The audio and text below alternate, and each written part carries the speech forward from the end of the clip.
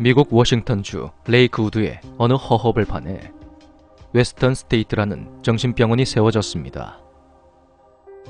환자들이 도망칠 우려가 있었기 때문에 일부러 그런 곳에 건물을 짓게 되었죠. 그런 곳이라면 도망을 친다 해도 잘 보여서 금방 잡아낼 수가 있을 테니까요.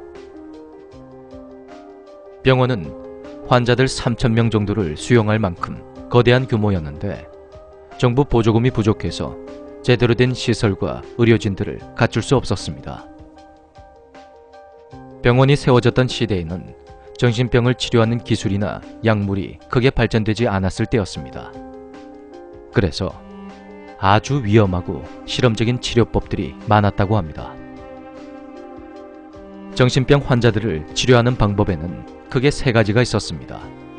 물론 치료 전에는 마취 같은 처치는 없었습니다.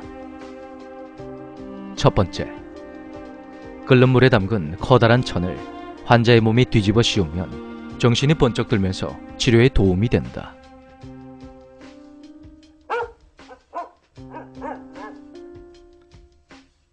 두 번째, 환자를 냉동실에 일정 시간 가두어 두면 찬 기운에 정신이 들면서 증상의 호전에 도움이 된다.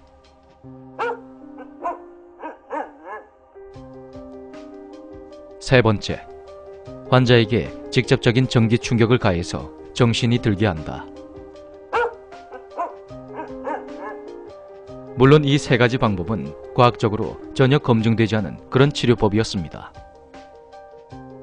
처음부터 환자들은 이런 방법으로 치료했던 건 아니었습니다. 하지만 외딴 곳에 떨어진 병원에는 약물이나 기타 의약품의 보급이 부족했고 의사와 간호사도 거의 없었습니다. 하지만 환자들은 물밀듯이 들어왔고 결국 의사들은 환자 하나하나 치료를 해주기엔 병원 측의 손해가 크다는 것을 깨닫게 됩니다. 그래서 돈을 많이 주는 환자들에게는 정상적인 치료를, 돈이 없는 환자들에게는 살인행위나 다름없는 가혹한 치료를 해줬던 겁니다. 하지만 그런 끔찍한 치료법으로 상태가 나아지는 환자는 거의 없었습니다. 환자들 중에는 상태가 많이 좋아진 환자들도 있었습니다. 그들은 병원을 나가고 싶어 했지만 의료진들은 그 환자들이 퇴원을 해서 병원에 대한 그런 말을 퍼뜨리고 다닐 걸 염려했습니다. 그래서 이런저런 핑계로 병이 많이 치료된 환자들까지 붙잡아 두었다고 합니다.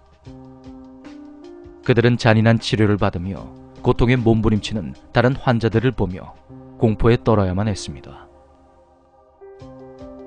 환자들의 치료법 중에는 이러한 것들도 있었는데 이 역시 마취는 전혀 없었습니다. 네 번째, 환자의 목을 작두대에 올려놓은 후 작두칼을 내린다. 물론 칼은 환자의 목 바로 위쪽에서 멈춘다.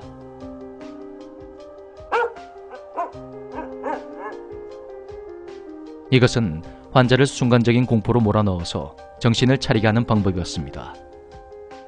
다섯 번째, 환자의 눈알 하나를 뺀다. 그때 느끼는 엄청난 통증으로 환자는 정신을 차리게 된다.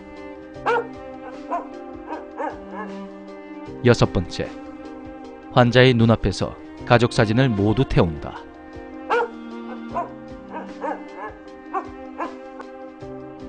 일곱 번째, 뇌의 전두엽 일부를 직접 절제하여 치료에 도움이 되도록 한다.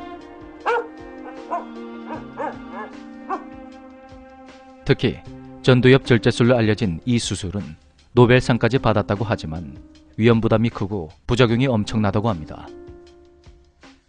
초창기에는 알코올을 머릿속에 부어서 전두엽을 괴사시키는 방법을 사용하거나 얼음 송곳을 눈에 찔러서 휘젓기도 했다고 합니다. 이 수술을 받은 환자들은 극심한 후유증과 더욱 심한 정신질환에 시달렸고 거의 반 좀비 상태가 되었다고 합니다. 병원 측에서는 이러한 치료법들을 실험하기 위해서 거리를 떠도는 사람들을 납치하기도 했다고 합니다. 병원 안이 환자들로 넘쳐나자 관리가 소홀한 틈을 타서 몇몇의 환자들이 탈출을 했고 그 사람들이 거리에서 죽어가며 이 병원은 세상에 알려지게 됩니다. 결국 미국 정부는 병원을 폭파시키기에 이르렀고 현재 이 병원은 폐허로 남아 있습니다. 사람들은 이 병원 근처에서 비명소리를 듣는다든지 억울하게 죽어간 환자들의 원혼을 자주 목격했다고 합니다. 이 병원 터에서 귀신이 나타난다는 소문에 미국에서는 악마를 숭배하는 사람들이 이 병원으로 모여들기도 했습니다. 특히 이 병원은 10월 31일인 할로윈 데이 때 괴 현상들이 더욱더 많이 목격된다고 합니다. 실제 있었던 7가지 치료법이었습니다. 물론 개소리죠. 하지만 싫어합니다. 싫어요.